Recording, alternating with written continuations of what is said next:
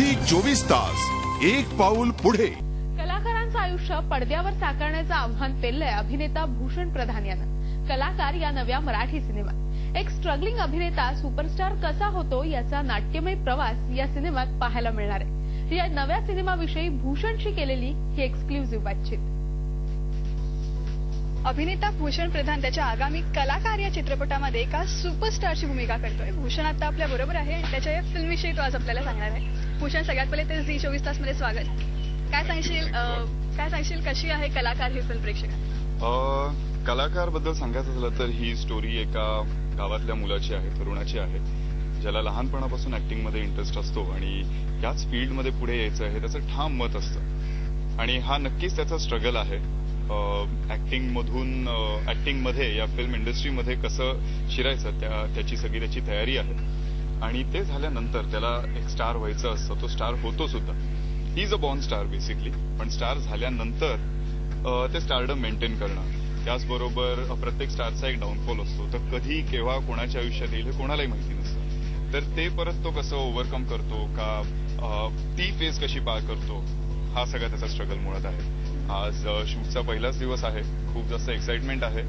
Main सांगायचं झालं तर अख्खी टीम खूप यंग आहे, युथ सगळं ओरिएंटेड आहे. म्हणजे राईट फ्रॉम द टेक्निशियन्स आणि सगळं काही इकडे यंग हे आहे आणि they are quite experience at the same time. म्हणजे नुसतंच तरुण सगळे पोरं मिळून काहीतरी करतात असं नसून इकडचं प्रोफेशनलिझम तूही पाहिलं असशील रादर की खूप चांगली टीम आहे. त्यामुळे आउटकम खूप चांगला होईल याची अपेक्षा आहे आणि त्याचबरोबर विश्वासही आहे.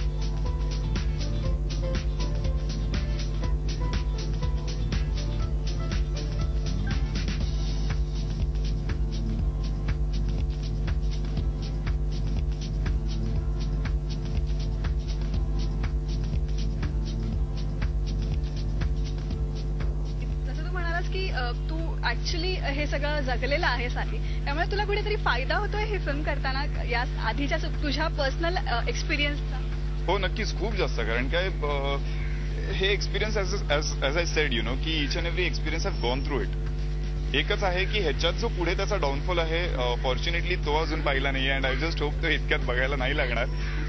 जे प्रेक्षकांचं प्रेम मिळतं त्या ह्यानी तरी I don't want to see that definitely. पण हो, तो सगळा जो स्ट्रगल त्याचा म्हणू किंवा अचीवमेंट्सही म्हणजे अवॉर्ड पुढे जाऊन अवॉर्ड्स वगैरे मिळतात. तर पहिला अवॉर्ड घेतानाचा जो एक एक्साइटमेंट असतो, I have relived all those I have lived all those moments and I am going to relive them each and every moment. तर हो, ते experiences are helping it. But at the same time this is not a story, this is not my story, भूषणची story नाहीये. त्यामुळे त्या कॅरेक्टरच्या दृष्टिकोनातनं विचार करून की त्याची एक्झॅक्टली मानसिकता कशी असेल, प्रत्येक इंडिव्हिज्युअल इज डिफरंट. तर त्याही विचार करून and at the same time माझा आतापर्यंतचा एक्सपिरियन्स जो आहे त्याचं कुठेतरी मिक्स करून जेल करून प्रेझेंट करण्याचा प्रयत्न करतो.